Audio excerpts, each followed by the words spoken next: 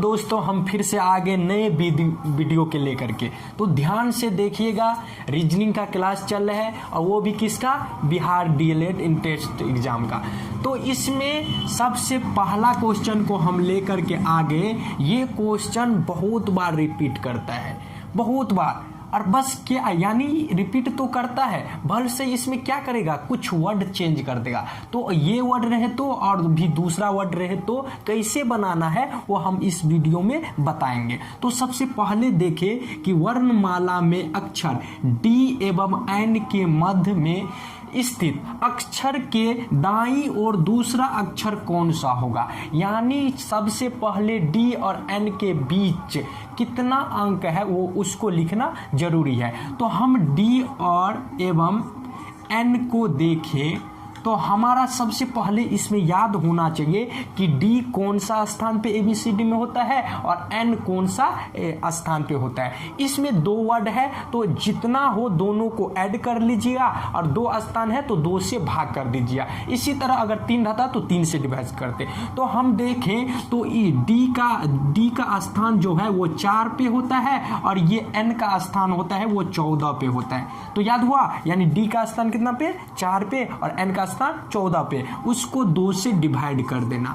तो दोनों को जोड़ दो, 14 और 4 कितना होगा, 18, और 18 में 2 से डिवाइड कर दो, 9 दूना 18, यानी 9वां स्थान इस दोनों के बीच में ये टकराएगा। इस दोनों के बीच में कौन आएगा, 9 आएगा। और 9 का यानी 9 का वैल्यू क्या होता है, यानी किसका स्थान पे 9 होता है, तो आई का स्थान पे 9 होता है।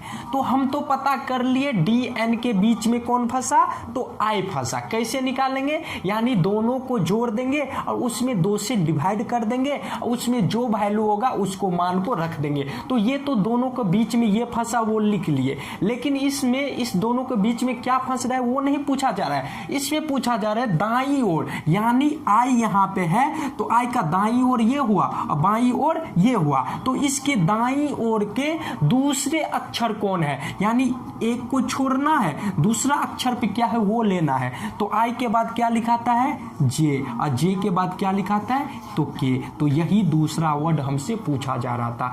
अगर इस तरह का क्वेश्चन आए तो बिल्कुल इस तरह से लिख लीजिएगा। वो भी ध्यान दीजिएगा, यहाँ पे डी के बदले कुछ और दे सकता है, तो उसका वैल्यू पता रहना चाहिए, और दूसरा एन पे जोड़ है उसका वैल्यू पता रहना चाहिए, और दोनों को जोड़ के 2 से डिवाइड कर लीजिएगा, और जो डिवाइड करने पे आए उसका भी मान याद होना चाहिए, और उसके मान से दूसरा स्थान, तीसरा स्थान या चौथा स्थान या पहला स्थान जो पूछे इस तरह लिख लीजिए और कंप्लीटली कर दीजिएगा। तो हमारा ऑप्शन क्या आया, के। तो हम देखें हमारा ऑप्शन नंबर 1 करेक्ट है। तो अगर इस तरह का क्वेश्चन आए तो बिल्कुल इसी तरह बनाइएगा।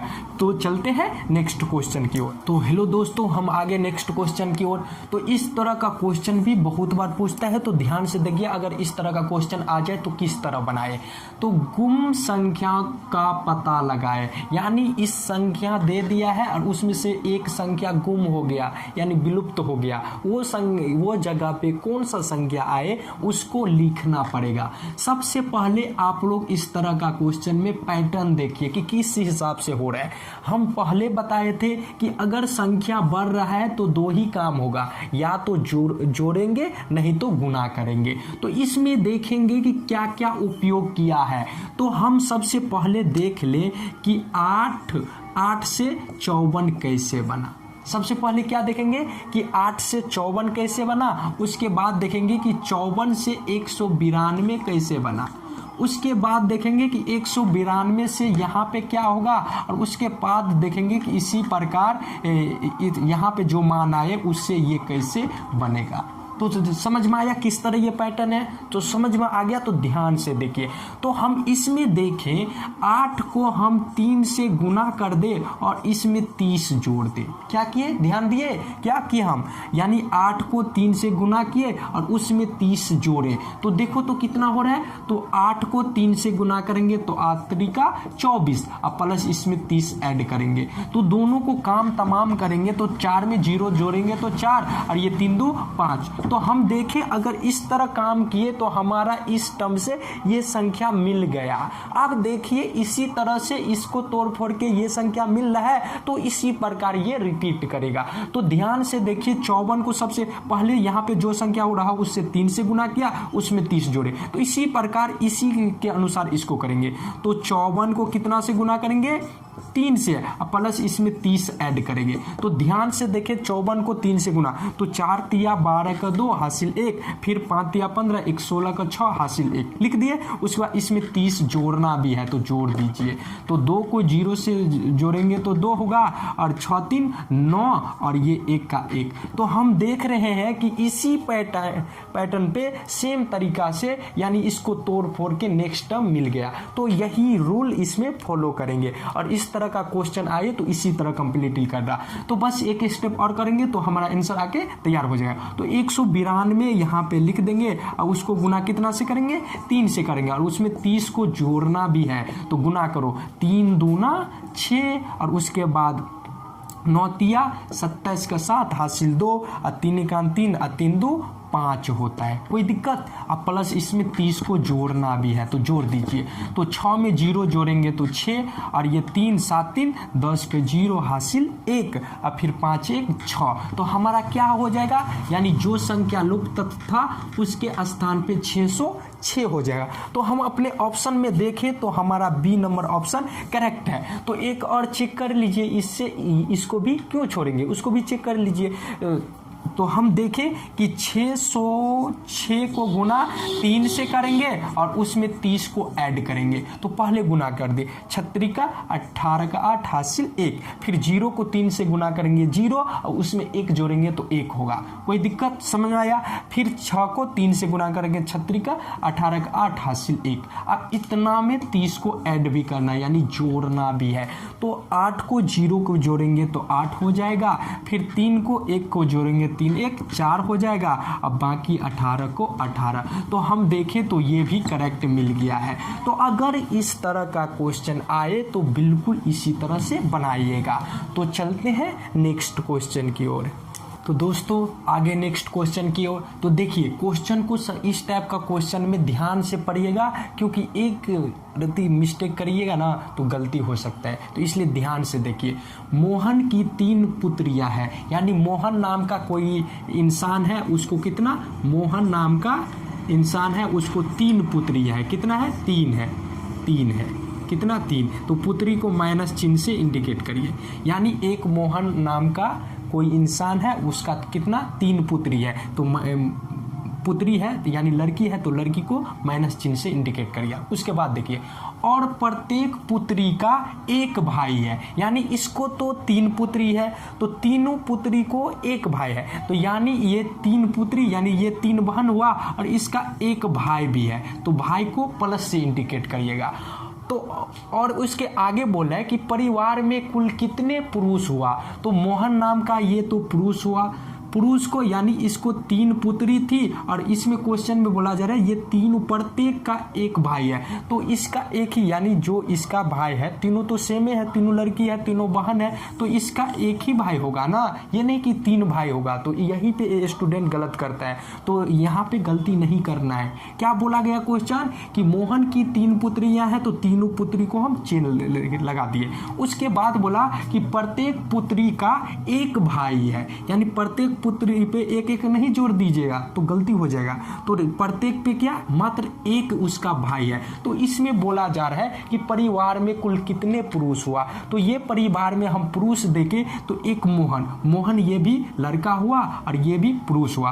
तो इसमें अगर पुरुष की बात करें तो एक एक कितना होगा? 2 होगा। ये नहीं कि एक ही हुआ, नहीं, इसमें परिवार में कुल यानी सबको जोड़ के बोल रहा है कि कितना पुरुष हुआ। तो एक तो मोहन खुद पुरुष हुआ और एक उसका बालक है यानी पुत्र है उस वो 2 हुआ। तो इस दोनों को जोड़ देंगे तो कितना होगा? 2। तो हमारे ऑप्शन में देखें तो ए नंबर करेक्ट ऑप्शन आएगा। अगर इस तरह का क्वेश्चन आए तो इसी तरह से कंप्लीटली करिएगा। तो चलते हैं नेक्स्ट क्वेश्चन। हेलो दोस्तों, आगे हम नेक्स्ट क्वेश्चन की ओर। ये इस फिगर टाइप का क्वेश्चन एक ना एक रहता ही है, तो ध्यान से देखिए। अब ये नहीं, ये फिगर टाइप का क्वेश्चन ये डीएलएड ही नहीं और और भी कई प्रकार के एग्जाम होता है, उसमें भर भर के ये क्वेश्चन रहते हैं। तो ये क्वेश्चन को ध्यान से देखिएगा कि किस तरह से पैटर्न सेट हो रहा है। तो इसमें देखें तो एक चोर, अपराधी एवं जज के बीच के संबंध को कौन सी आकृति प्रदर्शित करती है।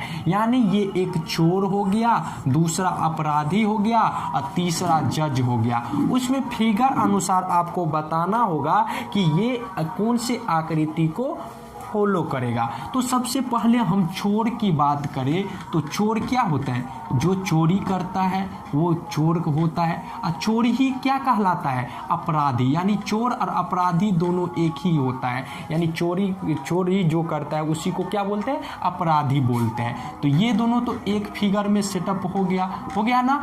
लेकिन अगर हम जज की बात करें तो जज क्या होता है, यानी ये फैसला करते हैं। तो ये इस दोनों के बीच आएगा, नहीं आएगा, ये क्या रहेगा, हट के रहेगा। तो ये जज इसमें आ जाएगा। तो जज देखें ये फिगर किसको मैच कर रहा है, तो हम अपने बी नंबर ऑप्शन देख रहे हैं कि इस बी नंबर ऑप्शन बिल्कुल इसी प्रकार हो रहा है। अगर इस प्रकार का क्वेश्चन आए तो बिल्कुल इस तरह से सोचिएगा।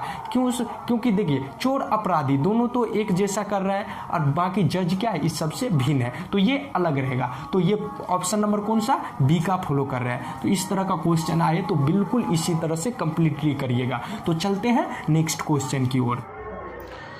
तो दोस्तों आगे नेक्स्ट क्वेश्चन की ओर रीजनिंग का क्लास है। आप लोगों को पता ही होगा ये क्वेश्चन भी बार बार पूछता रहता है। दिए गए प्रश्न में प्रश्नवाचक चिन्ह के स्थान पर सही विकल्प को चुने। यानी हम इसको दो रीजन दिया है, इस दोनों को अच्छे से देखेंगे कि इसका संबंध किस प्रकार इससे है, उसी प्रकार इसका संबंध ऑप्शन अनुसार किस पे। सबसे पहले हम भवन की बात करें तो भवन एक क्या होता है, घर होता है। और घर को हम क्या करते हैं, यानी मान के चलो कि हम अपने ज़मीन पे घर बना लिए बहुत सारा, तो हमारा यूज से ज़्यादा हो गया तो उस घर को क्या करेंगे, किराया पे लगा देंगे। क्या करेंगे, भवन घर को क्या करेंगे, किराया पे लगाएंगे। किराया से क्या होगा, किराया को ऊपर लगाएंगे तो कुछ हमें पैसा आएगा। उसी तरह प्रकार देखेंगे कि भवन किससे, किराया से संबंधित हुआ, तो धन किस प्रकार से संबंधित होगा। तो धन मतलब क्या, रुपया होता है। क्या होता है, रुपया। अगर रुपया हम किसी को दे तो हम वो क्या लेते हैं उससे, ब्याज, यानी वो हमें ब्याज वापस करता है। तो ये कौन सा ऑप्शन होगा, यानी देखिए जमा, धन हम जमा करेंगे तो ये इसके साथ रिलेटेड, यानी भवन घर से किराया आता है। किराया मतलब क्या, ये कुछ ना कुछ पैसा का जिक्र हुआ। इसी तरह धन मतलब क्या, रुपया, और रुपया से हमें क्या मिलेगा, ब्याज मिलेगा। ब्याज भी पैसा के रुपया के शक्ल में आया। तो ये दोनों का रिलेशन सेम मिला। तो इस प्रकार सोचिएगा। कोई बोलेगा कि धन मतलब जमा भी कर सकते हैं, इसको बैंक में भी डाल सकते हैं, इसको चोरी भी कर सकते हैं, तो ये सब ऑप्शन गलत हो जाएगा। नहीं, जिस तरह से इसमें फॉलो किया उसी प्रकार इसमें भी फॉलो होना चाहिए। तो दोनों में रिलेशन इस प्रकार हुआ। धन मतलब रुपया, रुपया को क्या मिलता है, रुपया को हम लगाते हैं तो हमें ब्याज मिलता है। तो इसका ऑप्शन नंबर डी हो जाएगा करेक्ट। अगर इस तरह का क्वेश्चन आप लोगों के पास आ गया तो बिल्कुल इसी प्रकार से कंप्लीटली करिएगा। तो अगर हमारा वीडियो आप लोगों को अच्छा लगता हो तो अपने दोस्तों के साथ शेयर करिए और लाइक जरूर करिए। आप लोग लाइक और कमेंट नहीं करते, कमेंट करिए कि आपको समझ में किस तरह से आता है कि कौन क्वेश्चन। नहीं तो जिस क्वेश्चन को आप लोगों को आंसर पता रहता है तो पहले कमेंट करके आंसर भेज दीजिए, तब समझिएगा हाँ कि स्टूडेंट दे रहे हैं ऑप्शन। तो आप लोग बने रहिए हमारे साथ और पूरे वीडियो देखिए और उसको लाइक शेयर करिएगा प्लीज़, और सब्सक्राइब भी कर दीजिएगा। तो मिलते हैं